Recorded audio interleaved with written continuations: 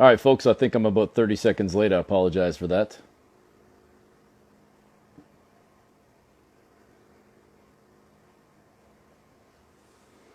And we're going to get going here in a couple of seconds whenever I see Grange come into the mix. Todd, how you doing? Thanks for joining us. Alex, nice to see you as well. Kevin, much appreciated as always. Thanks to everybody who has joined in tonight. And as soon as Grange comes into the mix, we'll get started with him. Michael's going to join me tonight on night one. Daniela, good to see you again as well. Luca.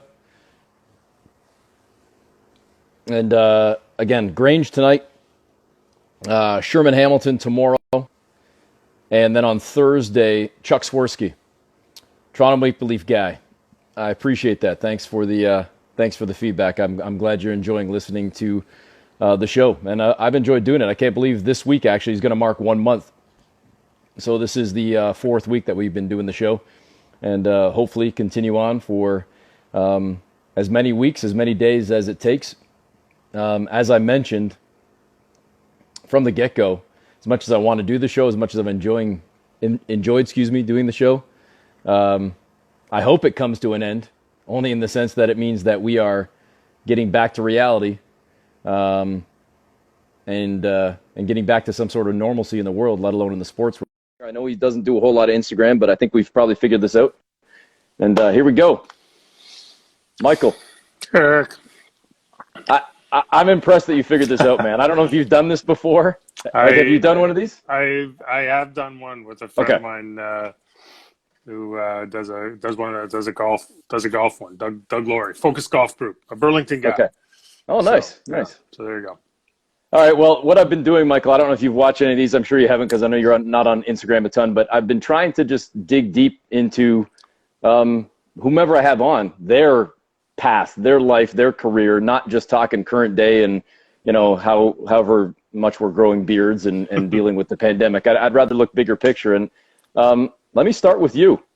First of all, quick hello to Strombo and some of the other folks that have been joining the mix here.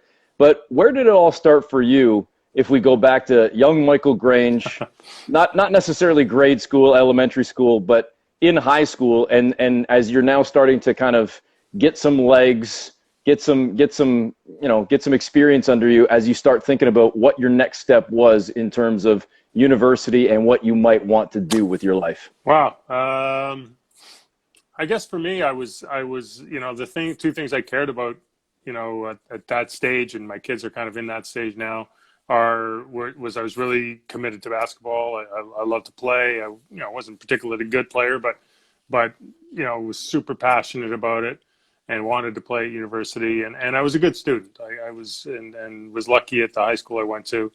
Had some really good teachers and kind of, I was a pretty good writer, pretty strong in English and that kind of stuff. So I figured, okay, we'll just follow those two things. And I went to university out in New Brunswick, kind of got there a little bit by accident in a way, because my parents had moved to New Brunswick. Like, I lived on my own for my last kind of 18 months of high school, lived with another family, and because they had moved out there for work. And so, I started looking at schools out there and connected with the coach at Mount Allison, a guy named Dave Crook, who went on to be a very successful coach, not because of me. He won a world championship medal for Canada U21, one of the few Canadian coaches to ever win a medal internationally. And we made a great connection. He was really young in his career and convinced me to come out to Mount A. I said sure, and I had a great experience out there overall. But one of the great things about it was a very small school. Like, at the time, there might have been 2,000 students, and Sackville was a really small town, and it was a little bit of culture shock for sure. Like, I remember my first day literally walking through town, and there's like pickup trucks with deer strapped to the front of the hoods and stuff because it was hunting season or something. Yeah. Like, what the hell? But but the great thing about being such a small school is you could do anything. And so they had a student campus paper, and it was not that weird that I was both playing on the basketball team and writing about the basketball team. There wasn't a lot of conflict of interest rules at the time. It was just like, hey, show up and you can do it. and the place was so small, you could kind of fit in a lot more things, I think, because you weren't like riding a subway or something. And that's how I got into writing, and I was just a huge consumer of newspapers, magazines, Sports Illustrated, and so, but it was a long time after that before I ever really thought I could make a career of it. That's kind of the other chapter in the story, but that's where it started. It was just, that was it. That was my life. I loved reading. I loved playing hoop, and I loved reading about sports. And at Mount A, I got a chance to do a little taste of everything in that All right, respect. I want to get to the sports and the basketball perspective in a moment here, but I'm interested in the scholastic and the academic portion, because as you said, you're going through right now with both of your kids. Within, I don't want to get into your personal business, but they're within. My daughter just finished Hearst University. My son's going into grade 12, so they're right in that wheelhouse.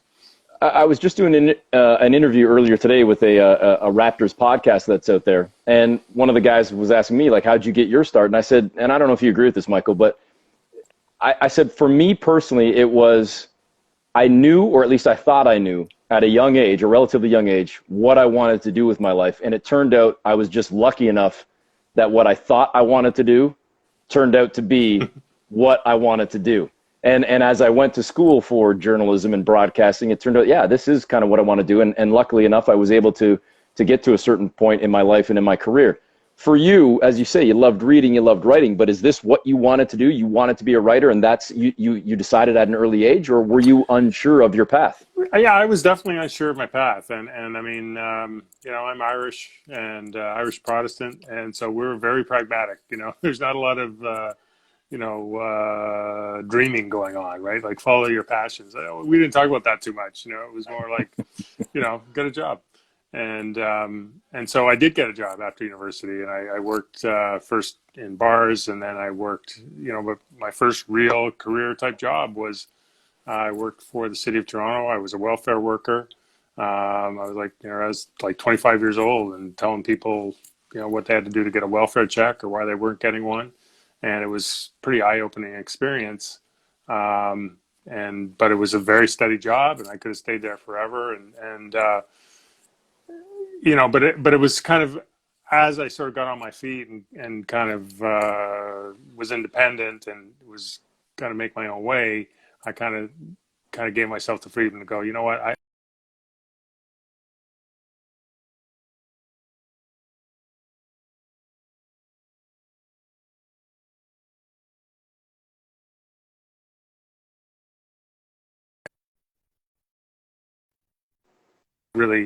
got into a lot more journalism and reading widely, not just sports, and I kind of, somewhere in there, I said, I would love to write about something. And then after, I took a course at Ryerson at night school, and I did some volunteer writing, like for some friend of mine who had like an arts magazine or something, a zine they were called back then. And and I just said, okay, I'm going to give it a shot. And I applied at Western. They had a master's program, and I distinctly remember thinking, I knew I was going to go back to school for something. I was thinking law school, and even took some courses that I needed if I'd want to try to get into medical school, but it was probably going to end up being law school. And I remember thinking, okay, I'm going to give this journalism thing a try. And I went to Western because they had a master's program. And I was like, well, at least, if this doesn't work out, I'll have a master's degree. So if I got to go sell cars, maybe that'll help. And because even then, like, that's 95, 94, 93, somewhere in there, it was still like a ridiculous proposition, like just as it is today. Like, I mean, I think the industry's changed a lot, and it was probably a little bit more robust industry then, but it was still not like, I was quitting a really good job and forking out pretty much all the savings I had to go study journalism. Like, I wasn't going to dentistry, you know what I mean? And it did not seem like the return on the investment was guaranteed by any stretch. And but I don't know, something just made me want to pursue it. And I kind of wanted to do something. I like writing and I like reading, and I didn't really have ambitions to be a sports writer. That kind of happened to me, but I went for it, and I kind of kept getting lucky, I guess. What did you study at Mount Allison before you left there and ultimately ended up going back to Yeah, school for journalism? yeah, just history, sociology, Okay. kind of your basic arts degree, nothing fancy Yeah. there. But like I can say without being immodest, it's like if I'm sure why you kind of were attracted to broadcasting, something like that. Like you've probably always been good speaking. You've always had a good voice. You're always able to kind of get a sentence out in kind of an efficient way or whatever it might be. And I was always a guy who could write. Like, I mean, I just was good at it. Like, it wasn't like I was a finished product, but it was always, and I wouldn't even say it came easily to me because writing never does. But it was always something where I could sit down, put the pieces of the puzzle together, and it would end up in a way that was pleasing to me. And so anyway, so that translated, and journalism was a job that I could get paid to do something that was somehow pleasing to my brain. What was it difficult for you initially when you went out east to balance the education and the athletics? As much as you said you weren't great, you got to be at least good enough to be playing at the collegiate level. Yeah, I mean, no, there's not a lot of people that play collegiate ball. right. You know, It was difficult. I mean, that was part of the challenge. But I was always that kind of guy. Like, I was always 100% into getting good grades, 100% into, competing. And, so I didn't, I was, so yeah, it definitely was, I didn't get to, like, I remember I tell this story to my kids, but I remember, you know, like the first sunny day in the spring, and other people are like, ah, fuck it, I'm going to go and lounge around and, just soak in some rays. And I was like, well, I'm behind on this stuff because of basketball. I better go to work. And, right. so you just had to make some sacrifices, but it wasn't like, don't get me wrong. I made time to get some parties. Like it wasn't all that, but it was a challenge, but Yeah. I was part of it, right? That's what made it fun. All right. So when the collegiate career comes to an end at Mount Allison, I mean this seriously. You obviously understand that you're good, but it's kind of like that's the end of the road athletically, I assume, Yeah. right? Like you Yeah. recognize that. So was that a case as well where it's like I had my fun, I was playing ball, I was still serious about school, I got my work done, but now what's next? Or I'm trying to figure out what led to back to Toronto, working for the city, but Yeah. ultimately saying this isn't really what I want and pursuing the Right. journalism I mean, aspect. that's a good question. I mean, I graduated from school. I always felt like Toronto was home. Like I had some thoughts about going to teachers college, and that might have kept me out east. But ultimately, I was like, I was coming home in the summers to work, coming to Toronto in the summers to work. I used to work for the TTC and stuff like that. So I was worth coming home for, coming to Toronto for. So I'd get a little rooming house on Bathurst and go sweep bus garages. That's how I went through university. But but yeah, so graduating, I was going to come home or come back to Toronto. And my brother was here, so there was a kind of a place to live, and but I had no plans. Like I was not like I was a pretty driven guy, but I wasn't very strategic, So I was very much about like whatever was in front of me, I wanted to do my best, but I wasn't like thinking with 5-year plans and having mentors and getting guide. Like I was like sick of school. I knew I didn't want to study that hard or work that hard, something like that right away. So I wanted to work. My plan was maybe to go away and go travel or something like that.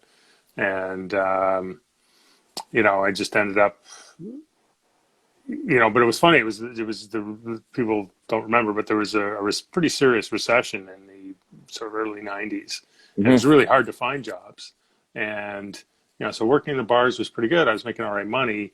And it was a friend of mine who put me on to the city of Toronto was hiring. And, I sort of was vaguely qualified because I had some kind of volunteer experience and I had a sociology degree, but they were like, they were hiring. There was a lot of people crashing and they needed people to deal with the influx of people looking for assistance.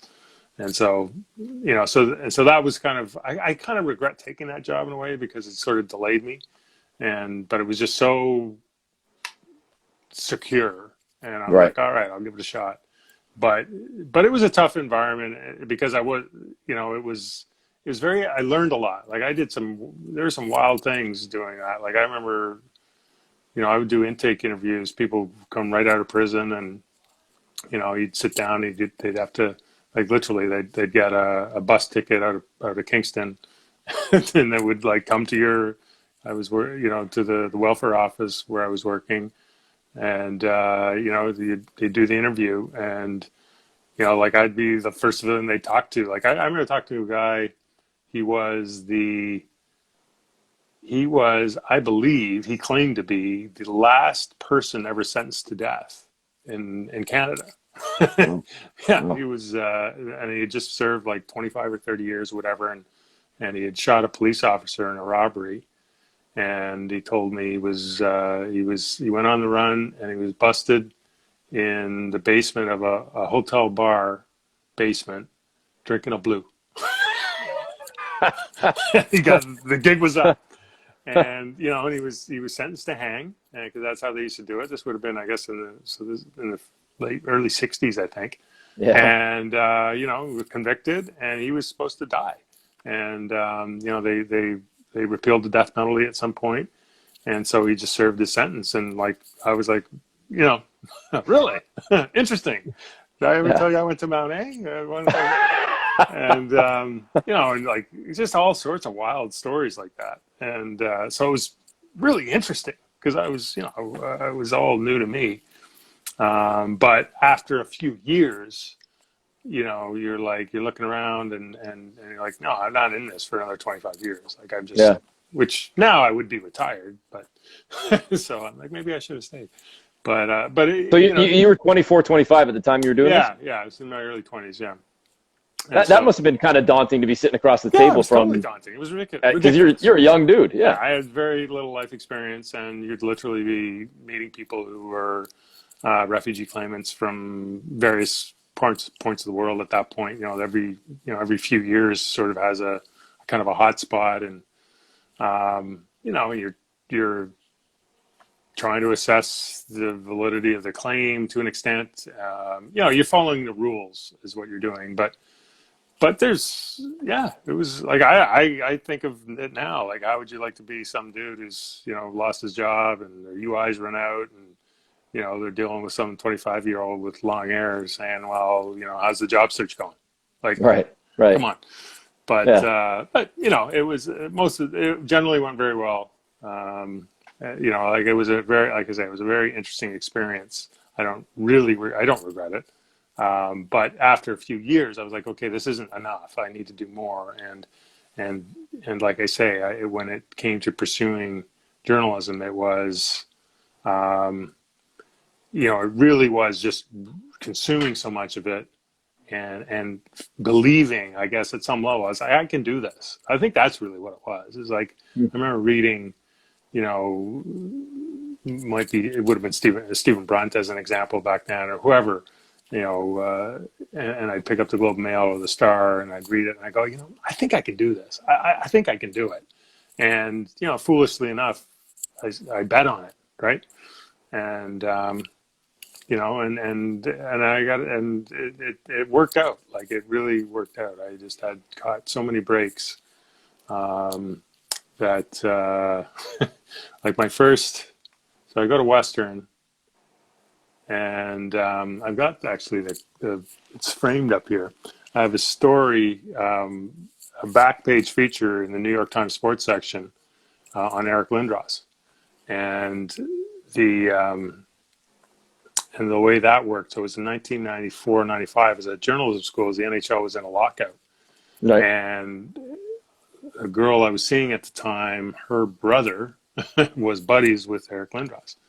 And Eric Lindros during the lockout, had moved to London to live with some of his buddies, because he was only like 21, right? Yeah. Had gone straight to, to the pros out of junior, and so he had this break in his life, and he was like, I'm going to go hang out with my buddies at school and see what I'm missing. I think he enrolled. He took a couple of courses, and so through this girlfriend at the time, I was able to make a connection with Lindros, Eric, and I had a school assignment and it was like, you got to do a 750 word sports feature.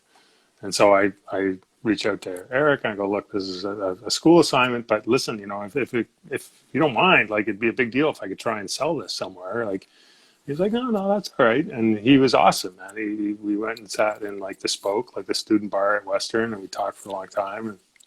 And took me to the house he was staying at and everything.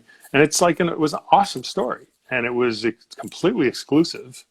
And I'm like, just to back up a little bit, like I already sold a story to the Globe and Mail, my first ever assignment at journalism school. So I was on I was like, okay. And I had one friend who had met through volunteer work and through social services, whose wife was a journalist. She worked at ROB magazine, Jennifer Wells. And I call her. I go, what should I do? Should I sell this to try and reach the Globe and Mail again? She goes, well, try the New York Times. And I'm like, okay. And so I pick up the phone because, I had to, like, it was like a shared phone in the journalism school. And I pick up the phone, and I don't know how looking back, like, how the hell did I do that? But I managed to call the New York Times. Can I speak to the sports editor, please? Sure. This guy named Jay Schreiber. I remember his name, Jay Schreiber. Picks up the phone. It sounds like Jack Armstrong. And I tell him what I'm doing, what I got. And he's like, sounds interesting. And can you fax me a copy? I go, yeah. Right. And they decide they want to print it, and I haggled over the price. I think they wanted to pay me $150 US. I go, well, and I got it up to $200. And I had like the Sunday back page cover of the New York Times. I was like, I wasn't even finished journalism school yet. So it's right here. I love it. Love it. So. That's awesome. Yeah. And even better is that I mentioned I was on a podcast earlier today, a Raptors podcast. It just completely puts to shame the fact that I said, I got printed in the school newspaper at Humber College in 1995 on a story about the Toronto Raptors coming into the league in their first season, trying to get a practice facility built out at Humber College. You were on the back page of the New York Times. I was in the Humber, et cetera. I mean, it's pretty much the same, right? Kind of the same, but I mean, it's a long, very long story, and you're a good listener, so thank you. But as a result, out of that experience, I was a very intense journalism student. I mean, I was paying my own money. There's a lot of kids who were there who were like right out of, like, they'd finished, at McGill or something in April, and they were enrolling in May because it was the program went May to May, and they were like, whatever, somebody else was paying the freight. I was like, dude, this is out of my pocket. I was like 27, 28. I was like one of those irritating mature students that everyone hates, and but it worked out great. And so as a result, I got hired right out of journalism school at the Globe Mail. And, so I like, it was one of those things. It was like luck meets opportunity, whatever, but it was definitely a little bit of luck, but it was cool. I don't know what I would have done had my so-called career, not gotten off to a quick start. Like I was, I don't know if I had been kicked around. I don't know how long I would have stuck with it. Well, let me ask you this two-part question. Couldn't have afforded to, really, is the bottom line. Yeah, I suppose so, especially if you poured all your money into journalism school. But on that point, two questions on the same topic. You mentioned earlier the family and coming from an Irish Protestant family. How difficult was it for you to make this decision to leave that steady job, albeit you might not want to do it for the rest of your life, but you have a steady job with a steady paycheck, working for the city, to leave at that age? It's not like you're 22. You're as you just said, you're 27, 28 years old doing it. But on top of that, did you have pushback from your folks, from family saying, what are you doing? You're almost 30 years old. You're still going to school and you're giving up this stable job and you're at a point in your life where I assume even asking them for money is not an option. Some 21, 22-year-old kid might still be kind of going to mom and dad saying, hey, can you kick in some cash? But you're 27, 28. Yeah, you're not going to mommy and daddy looking for money. No, that wasn't, I wasn't really on offer. I was probably 26, I think, when I started journalism. So I wasn't like quite old, but I definitely didn't feel like I had time to burn. But so there was no pushback in that respect. I mean, my parents weren't like that. They're like, as long as it's not costing them any money, they're like, whatever. I remember they set me up with a car. They had a 10-year-old Ford Tempo that they were upgrading from. So I got the Ford Tempo. My first car as well, 85 Tempo. Yeah, I think mine was an 80. Yeah, it might have been an 84. Mine was an 84, blue. Bad car. But anyway, so yeah, it wasn't like they were hostile to the idea, but it was more internal. It was more like it just felt like, it felt like a risk. It did not seem like there was an obvious return, and it felt strange to be kind of following something because you wanted to do it. You know what I mean? Like that. Yeah. That's, I guess, Yeah. what felt weird. Like this is, yeah, as opposed to some practical reason, which is how, I generally made most of my decisions up to that point. But worked out. So how quickly does the job then come? You mentioned, going from journalism school and boom, right into it relatively quickly, a job with the Globe and Mail. And how does that happen? Yeah, well, they there's like an intern back then. This is where the industry's changed a bit. There were like intern programs that the bigger papers would have, and like it was probably the one time in my whole career I've been in demand, right? Because it was, like I said, I had a New York Times clip, I had a Globe and Mail clip. I mean, I had a kind of what your average resume, I guess, coming out of social, like the welfare experience was a little bit different. So like, I had like a choice of jobs, like, which again, I've never had since. And so I took the Globe and Mail internship, and they ran a really good program. And they put you to work right away. Like, and my biggest hurdle at that stage was I was a fucking brutal typist. Like, I'm still terrible, as anyone who's followed me on Twitter. I don't know what's wrong with my thumbs, my hands, but I'm a slow typist. Even now, I'm not a good typist. But back then, I was awful. And so like you're trying to write quickly and accurately on deadline, right? Like literally the job description. And that was torture. That was just the hardest thing. Like I honestly didn't even know how to type until I applied to journalism school, and I bought a computer and got like a typing program. I got up to like there was a test you had to type like 30 words a minute. I failed it. Like it was bad. But anyways, I'm at the Globe and I'm working, and like I remember the Bernardo trial was on, and that was the thing. I went into news. I didn't touch sports for several years, but the Paul Bernardo trial was on. I did some stuff on that, like you're out covering crime, doing shootings, doing all kinds of stuff, and that was cool. I mean, I really enjoyed. As I said, it wasn't to be a sports writer. That wasn't the plan. It was to be a journalist, and news journalist, foreign correspondent, something, and and then like sports kind of. That was the first place there was a permanent job available, and I was like, all right. And that happened to be around 1995. I got my first tour through sports around in 1995, 96. And guess, yeah. And then all of a sudden there's an NBA team in town, and not a lot of people who have much knowledge or appetite for the NBA. And that was like I say, there's been a lot of key breaks, and that was another one. Well, it's funny. You're a couple of years older than me, but my story is somewhat similar in terms of when I went to school, when I got out of school, when I got an internship at Fan 590, and it's all happening within a matter of a couple of years of the Toronto Raptors coming into existence. And although I didn't play at the collegiate level like you did, I was a guy that grew up on baseball and basketball. Cover the Hawks, baby. The Humber Hawks and Mike Cates and learning from some of those great Humber teams.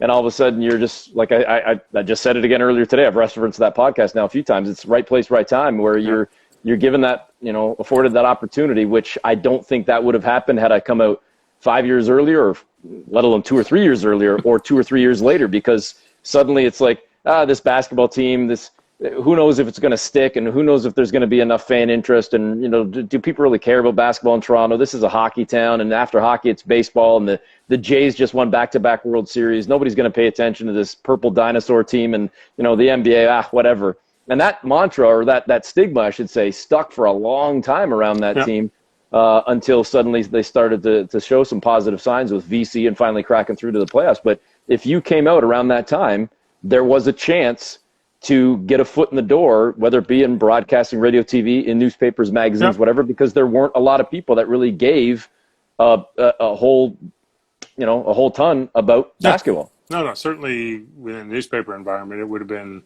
the third or fourth most, it would have been down the list in terms of things to cover that, Yeah. they would, the first priority was the Leafs, and then it would be the Jays, and then whatever. And so the new kid, got to do it. And the funny thing was, uh, there's a guy named Rob McLeod who Yep. he's since retired, and he was at the time. So I'd sort of dabbled in sports. I had a couple of, what do you call it? Like, not internships, but I'd sort of done a rotation through sports. And, but I got my first full-time job was in sports, but I was doing something called agate, which, people don't necessarily look at newspapers very often anymore, but it used to be that's where you got all your stats. Like you'd open you have the paper, there'd be all, the stories. And then as you got to the back of the section was all the standings, all the leading scorers, all the schedules, all the stuff that everyone Googles now. And so my job, like my first real job, was laying out those pages and then editing the standings and stuff as the results came in. I was so fucking bad at that. Like I can't even explain to you. Again, the bad typing, bad at math. Like the paper would go out the next day. There were all these mistakes in it. And but my big break was poor Rob McLeod nearly got killed by a streetcar riding his bike. And so, father of four, good guy, got the military. The fucking streetcar rolled over him. And he didn't die, but he couldn't work for a long time, and it happened to be during basketball season. So hey kid, you're up, and that was really how I got my teeth into it. And that was the 1666 season, and there was just insanity blowing up all over the place with Isaiah Thomas leaving and Glenn Crowell coming in, and they were about to draft Vince and all of that. So and I really, by that time I really had my foot in, and that's. The rest is history. Well, and the good moral to the story there as well, aside from the fact that it was your foot in the door and big break with basketball, is Rob continued to ride his bike through decades later, and that never deterred him. Never deterred him. Yeah, no, but he had trouble going through metal detectors at airports. But apart from that, he was fine. All right, I wasn't even going to bring it up, but because of the fact that we just watched it yesterday. We saw a brief, tiny little cameo of Michael Grange in a scrum in the Last Dance in the Michael Jordan documentary on Netflix by ESPN. Not just that moment, but getting a chance as a former baller and a guy that played at the collegiate level to see a team in Toronto, for you to now be covering this team, but then on top of that, for you to be covering this team and now covering games where Magic Johnson's coming to town, Michael Jordan's coming to town, to see, some of the greatest of all time. Do you remember those early years, those early moments? Yeah. And talking to an MJ, a Dennis Rodman, and just, kind of being in that sort of inner circle now? Well, if you look over my shoulder there. Yep. Okay. That's a frame cover of the Globe and Mail. And that's Jordan's last game in Toronto. And he they won it at the buzzer. He he scored he shot it was a tie game. He shot a winner. I remember that. But I remember specifically that game. I remember talking to him. I remember the sweat on his head. And but he, so it was pretty surreal for sure to be all of a sudden like the first NBA game I ever went to. I think it was in might have been the year or two before, and it was at Sky Dome. And I remember Scottie Pippen, like you're sitting courtside. So I had, back then you had the good courtside seats for reporters. And I still to this day remember Scottie Pippen trapping the ball at half court, like 2 feet away from me. And it blew my brain. These people are not, we're all human, but they're different than us. Yeah. And it was very apparent. And you just couldn't believe how ferocious and it was like watching like a prey, like devour something, and that, I remember that very well. I remember it was that game. And that year, my first finals ever was the Last Dance. I didn't cover the whole thing. Rob McLeod, who had covered most of the playoffs up to that point, he had, like I said, had 4 kids. He was, I guess he was just back at work having, whatever. But he needed to go home, and so they sent me out to cover games 4, 5, and 6. So I go to Chicago, and that's my first ever NBA game. And and what I remember is a couple of buddies of mine, like, this is one of the great coincidences of all time. I'm like, wow, this is awesome. I'm going to go cover the NBA Finals. It's Michael Jordan, probably his last finals. And, I literally get a call out of the blue where these couple of guys I played with at university, guess what? This is amazing, man. We got tickets to go see Game 4 in Chicago. I'm like, are you kidding me? And so, like, I remember arriving in Chicago on the Saturday. The game was a Sunday afternoon, and meeting up with my buddies. And as you can imagine, it was an ugly scene. Like, it was just I put it this way. The next day I went to the game. I get there and I forgot my computer. Like, you're not that surprised anyway, but No, I'm really not. I was like, we'll tell that story in a second. I had the shakes. I was like so hung over. I was so unqualified to be covering that game. And thankfully, it was the one the Bulls won by 40, so I was able to. So, but that's what I remember. I remember submitting my I might write about this at some point, but Garrett Joyce, who's the kind of magazine, right? He writes for Sportsnet, but he worked at the Globe at the time. And I remember I had to submit my receipts, and so my meal receipts was like a burger and like a Miller Lite on a bill that was like 3 feet long, and it was. I remember Garrett Joyce like holding it up and going, "What the hell is this?" It was like Sex on the Beach. This. Just this endless. How I survived, I don't know. But anyway, so yeah, I remember that barely. Over the years, it wasn't just basketball for you, though. I mean, you wrote about all sports, but a major chunk on golf as well. So I know it's a little bit different, and I say this respectfully. The job you do is 1,000 times harder. It's different for a broadcaster just sort of talking about a game and trying to broadcast a certain sport, or even doing a talk show and simply asking questions and doing interviews. But to ask the questions, to garner an answer, to then take those quotes, to formulate a story, and to be able to do it in basketball, in golf, in hockey, in baseball, in whatever sport it may be.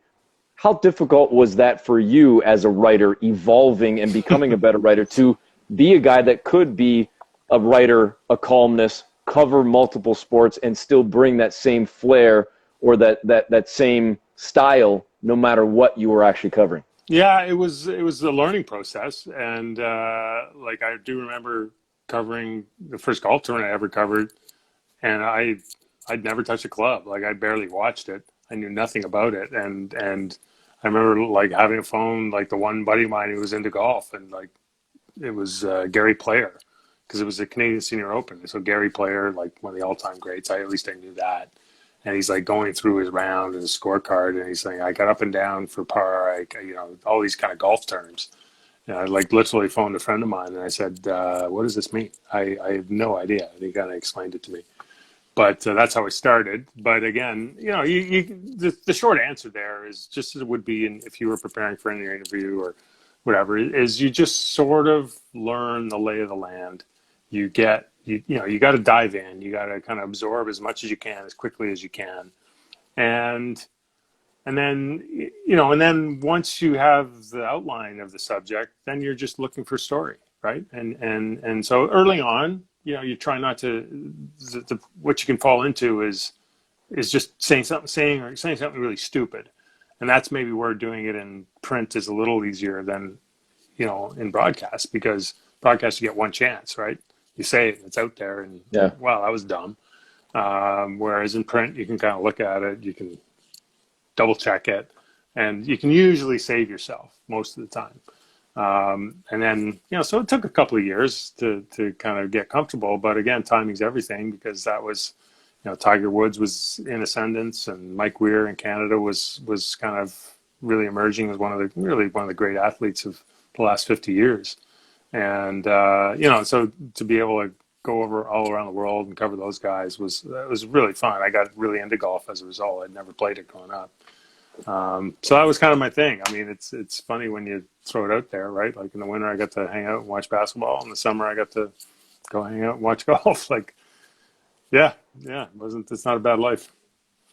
Is it difficult? And I'm asking for myself more so than anybody watching right now. Is it difficult to find that balance between being a writer covering an event and covering a story versus the columnist and the approach that you take depending on what you're actually trying to set out to do? Yeah, for sure. And, and I'm not, I think I've gotten a little better at it over time, but, I'm just like, there's guys out there who are just pure natural columnists, and they just are able to find whatever kind of talking point or issue that will get people talking and really drill in on that and kind of stir things up and get people either laughing or angry or whatever it might be. And, I'm not saying I can't do it or I've never done it. It just doesn't, I'm much more I think much more comfortable kind of analyzing or doing more of like feature writing type stuff where you're kind of getting a bigger taste of the story. But you're right. I mean, just kind of being able to sort of zero in on something that people are really going to want to talk about. And it's very akin, to really good talk radio guys. Like that's what they do, right? Is they're able to, kind of sort through all the stuff and find that thing that people are going to get pissed off about, want to call the fan up. And, right. It's, I think there's some part of it is, I think it's people get better at it because they study it a little bit. But I'm sure, as you know, in your business, some guys they just got it, right? And I wouldn't put me in that category. I'm just not I don't think I'm naturally provocative in that sense, but I've been able to work on other strengths and hopefully, I'm still here, right? But yeah. But I mean, I'm sure you've seen that in your career. I mean, I've always liked talking broadcasting with you because I feel you understand the medium better than I do in a more kind of intuitive way. And I'm sure you've seen it many times in your career, right? Guys who, they might have this shortcoming, that shortcoming, but somehow, man, they just are able to get the phone lines lit up, so to speak, and and not necessarily just because they're slamming the Leafs, like they're just able to kind of find some little twist. They can elicit a response from people. Yeah, it's a gift, and like Steve Simmons as an example with the Sun as a columnist, like love him, hate him, whatever it is. Like he is really good at that. Like he is really, really good at that, and I've kind of looked at it and I go, I'll do it like once in a while. I'll get it going, but he's just saying some guys, the best ones can do it consistently, and you got to understand where your limits are. For me personally, and I think this applies to writing and to broadcast. For me, and this is why I've always enjoyed a guy like Howard Stern. I've said this in a couple of episodes now when I talked to Elliot Friedman, and I'm trying to remember who else I brought it up with.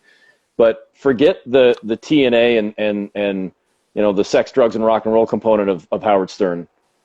The interviews, to me, where he can sit down with a subject from music or entertainment or sports or even some Joe off the street and find some sort of new story or find a new angle or just kind of get into their life.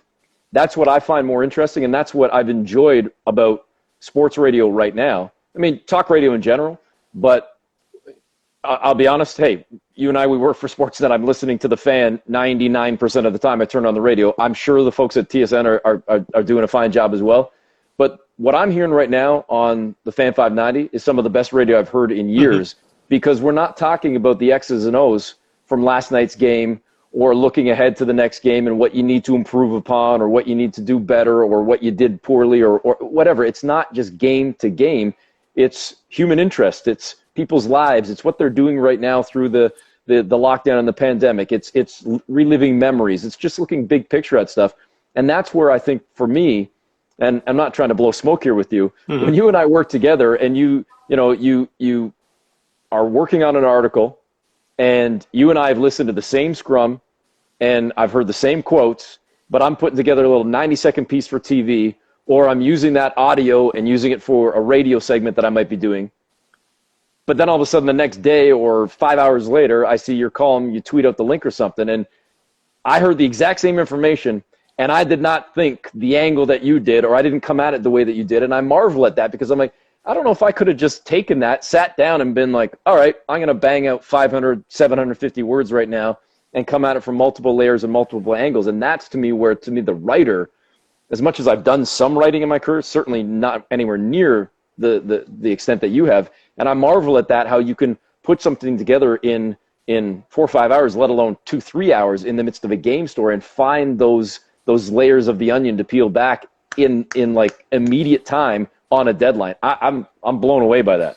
Well, I appreciate you saying that, and I would return the compliment, right? Like, I mean, you're definitely, I know we've done this when we work together, like, you know, I've seen you in some pretty intense environments and you're just able to kind of exit out of whatever we're doing and it's kind of seamless. And, you know, like it's so each, you know, you wouldn't be doing what you're doing if you didn't have, you know, the tricks of the trade and maybe a little bit of a gift too, right? So, but anyway, it's nice of you to say, and I would say the big key, right? And if there's anyone who's is you can't, you know, I'd say this to people who want to get into the business or whatever, is you have to always understand that you're looking for that, right? Is that you're looking for, now sometimes you're predisposed, so sometimes you go, I really know where this is going to go. I'm just waiting or asking or trying to direct to kind of get those kind of quotes that I know is going to fill, it's going to be consistent with an angle I'm pursuing. Or sometimes you're not that lucky and you're just like, man, I'm dying for something here. And you're just waiting for something to happen, and it's just reps. Like, it's just doing it over and over again and just understanding that somehow you'll get it done. And I always say, you know, the best for me, the biggest transition I made professionally was you just had to stop worrying. And, you know, like you get to a point where your worst stuff, what you think is your worst, is still good. It's still okay. You know, some days aren't always, not everything's great, but it's rarely, you know, you're not going to put something out there that is just incomprehensible and embarrassing. Right. It's just not going to happen. Right. And so once you kind of let go of that, then, you know, you're able to surprise yourself sometimes. And, you know, so it's a crazy job. Like, I mean, it's you know, there's just the intensity of it at times is, you know,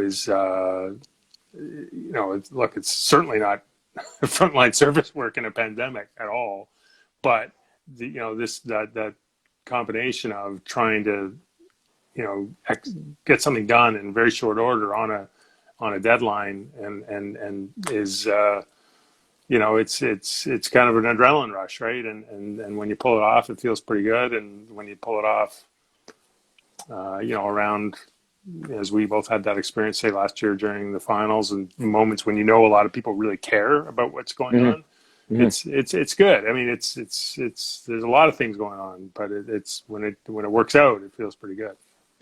Let me kind of let people peek behind the curtain a little bit here. Some folks might know this, some folks might not, but the way that the industry has sort of changed certainly in the last 3 years, but, you know, let's say arguably over the last 5+ years, where most of what we get, whether you're a broadcaster, TV, radio, or whether you're a writer, columnist, or regular reporter, most of what we get now is at a podium or in a scrum. And there's very little, not that it doesn't happen, but there's very little opportunity to break away into sort of private one-on-ones, and that's become less and less and less as the industry has morphed and changed. How difficult has that made your job to not only get new or different information and angles, aside from all the other writers that are looking for different angles and different information, but also to forge relationships with guys where you don't have as much opportunity to just go away and strike up a conversation with a guy, even if it's not on the record, even if it has nothing to do with something you're writing, but just to be able to kind of build that bond. How difficult has the changing industry and the influx of the screws being tightened by media relations and public relations sort of changed what you do? Yeah, it's definitely a problem. It's not. It's I would say, if you go back even 10 years, 15 years, like so 06, 07, when Colangelo was running the team and they had a pretty good team and Sam was the coach and, I was traveling a lot with them at that point, it was just completely different, relatively different access point. Like, I mean, guys Right. were in the dressing room, when there's just a lot more time to hang out. Shoot arounds were a lot more casual. It was a lot easier to do what you say you're referring to, and and the payoff for that was sometimes immediate. Sometimes you just stumbled into some really interesting stuff, but sometimes the payoff was months or years in the making, right? Where something would happen, and because of a relationship or a contact, you were able to instantly, kind of pivot and provide something that other people didn't have or wouldn't, or people wanted. And I'm not saying you can't do that anymore. It's a lot more difficult, and it's right from the top down. I mean, one of the funnest things about covering the Raptors, in the past 20, 25 years, certainly in the early stages of that, was how chaotic it was. And, you could talk to the owner of the Toronto Raptors, and then you could talk to the president of the Toronto Raptors, and sometimes they wouldn't agree. Sometimes they wouldn't, inadvertently would like contradict each other, and then a coach might get in that mix. And it was like, I get it. Like, if I was running a business as valuable as the businesses MLSE runs now, I would tighten that up. But it was a lot more fun, and I think it was a lot more it was rewarding for fans because there's a lot more stuff to kind of grab onto. But as it rates currently, you just, I think ultimately, if you're just there enough, if you're around enough, if you have credibility, if you have history, as you do, Eric, you can still you can still manage it. You can still pull it off. It's just not as easy. And frankly, the number of people who care has increased exponentially as well. Yeah. Right. Yeah. So there's a lot more people in, trying to cover teams, to cover games, cover practices, cover whatever. And so a lot of it is in response to that. And so it's kind of like, it makes it that much more difficult to break through a little bit. All right. I keep saying this is becoming like a norm on this show and these conversations. I need to have you back for a second time at some point, weeks, because we have 5 minutes left and it's a hard out on Instagram. And I haven't even gotten to, we're still dealing with the 16 years of the Globe and Mail. So now in the next 5 minutes, let's wrap up the last almost decade of your life. Yeah. But how hard, easy, rewarding has it been for you over the course of the last 8+ years now to transition to, well, I guess it's 9 years now, transitioning from full-time columnist writer, and I know you did some dabbling in broadcast and television over that time, but to go full-time now into the Rogers family, into Sportsnet, where you're primarily a columnist still, but yet you're now radio, co-hosting shows, regular segments on shows, television, etc. You're now in, the multi-platform world, and it's now not just your writing, it's your face, and everything's out there. Yeah, no, it's been fun. Like, it's been the best part of my career, I would say. And I was very lucky. Again, luck, that word keeps coming up, but Sportsnet was wanting to transition into a more multi-platform model. I was somebody they thought who could make that transition with a little bit more kind of presence on TV and radio. And then they were still very serious about the written product too. So it was a great fit. And I would say, the kind of most rewarding thing in a way, it's been a great place to write. So I never really felt like I've given up anything from that point of view. Like, there's certain nuances that are different in a digital publication than working in a newspaper. But but by and large, like I still feel like I'm doing what I've always done. And I would say the most rewarding thing has been making that transition from someone who is on TV kind of as, kind of a guest to someone who's, and I remember, I think it was Rob Corte told me at one point, he's like, you're not here to be the writer who's here as an expert. You're here to be like a TV person, right? Like, so get better at it. Well, that was the message. It wasn't exactly what he said, but, but that and that process, I'm not saying I'm there yet, but to really kind of embrace that as a new challenge and kind of pay attention to what guys like you or Brad Fay or Leo Routens or Matt Devlin or, guys who do it all the time and see, okay, well, what are they doing? How's it working? Why are they better at this than me? And sort of slowly kind of get more confident and get a little more, I don't want to say expert, but less not expert, I guess. And that's been fun. And really kind of embracing that has been a cool thing. And the Raptors playoff runs, that's been the key. Like there's been so many opportunities and so much attention and just so many reps. That's been the cool part about it for sure. All right, last question for you, because again, it's like a hard out 30 seconds on Instagram. So I'd rather wrap up, 20 seconds early than be cut off 20 seconds late. You can't pick. I'm going to give you 3. You can't pick Kawhi game winner. You can't pick double overtime against the Bucks. You can't pick Game 6 and winning the actual title. If there is a moment from last year, even if it's a regular season moment, but if there's a moment, regular season or postseason, in the Raptor championship run, what stands out for you, not just as a writer or a broadcaster, but a Toronto kid who played ball, growing up St. Clair area, to see the hometown team ultimately win the title? What stands out for you? Well, I always say, like, people ask, it must have been so amazing when they won. And the reality is I was so exhausted. I really couldn't absorb it. For me, the most beautiful time was between them winning against the Bucks and then the series, the final starting. There's that 2 or 3 year period, 2 or 3 day moment, and you could let it all sink in. And I found myself very emotional at that time because you were just reflecting on all the friends you'd made through the game, how your career had grown up through the game. And here you are, like you say, like, who would have guessed that you'd be in this situation? And that to me sticks out. It is just that little bit of downtime when, like, we've made it. I've made it. I'm here. And that was that feeling will stick with me for a long time. Michael, I appreciate you doing this, man. I am going to have you back at some point, but I won't bother you for another month or 2 or longer. Hopefully it's over and we're back to covering games and I don't have to keep doing the show. But I'm enjoying it. I'm enjoying it in the meantime. Yeah. Good stuff. Enjoyed it. Yeah, I'll put on the suspenders next time. Howard Stern, whoever. Yeah. All right, man. Good. Thanks for doing this. Thanks. And everybody for tuning in as well. Thanks so much. And Sherm Hamilton's going to join me tomorrow, so appreciate it. And Grange, you and your family be well. You too. Thanks, Eric. All right. Take care. Thanks, everybody.